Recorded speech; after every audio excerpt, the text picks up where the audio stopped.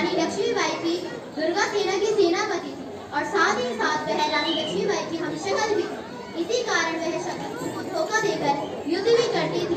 झलकारी बाई झांसी राज्य के कृषक सुदेवा की पुत्री थी। झांसी के वीरों, अंग्रेजों की विशाल सेना ने झांसी को चारों ओर से घेर लिया है।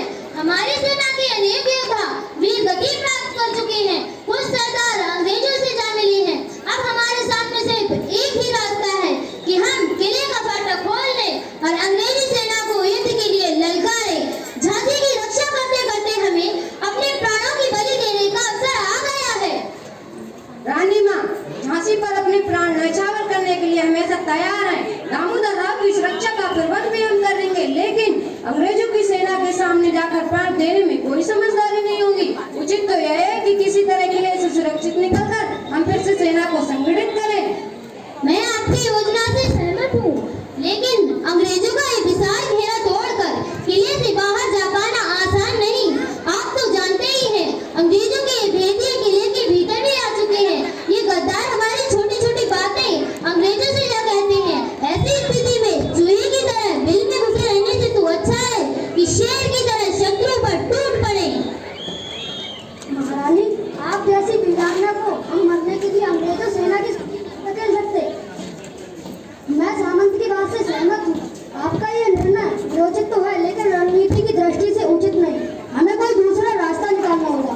आपकी पराजय केवल रानी लक्ष्मीबाई की पराजय नहीं, झांसी की पराजय होगी। यदि झांसी इतनी आसानी से पराजित हो गई तो पूरे भारत में चल रहा स्वाधीनता संग्राम खतरे में पड़ जाएगा। अब हम गाएं आप पर टिकी है। महारानी की जय हो। आओ दूत, कहो क्या समाचार लाई हो। रानी माँ, समाचार शुभ नहीं है।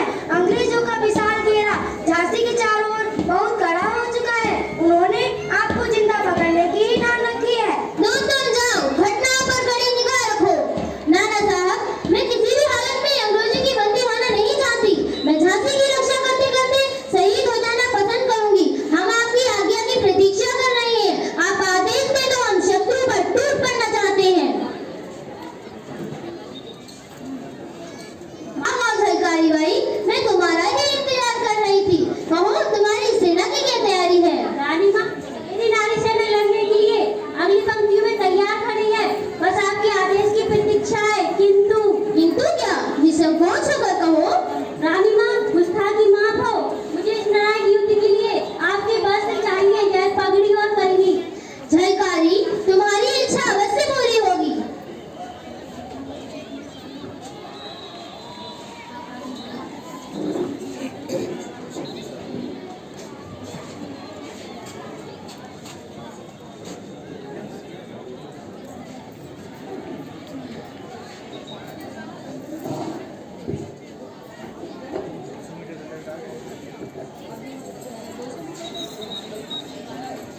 अरे झलकारी, तुम तो हूबहू रानी लक्ष्मीबाई लग रही हो।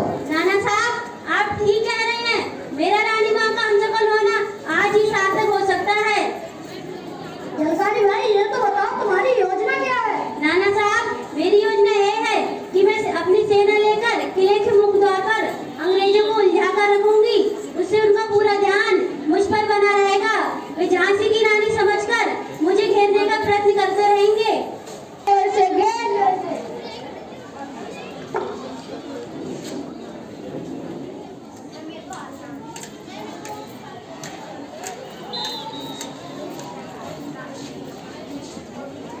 झांसी की रानी, तुम बहुत बहादुर हो। हम तुम्हारी बहादुरी को सलाम करते हैं, किंतु पर आप हमारे कब्जे में हो। जनरल, झांसी की रानी को जिंदा पकड़ना तुम्हारे बूते की बात नहीं है।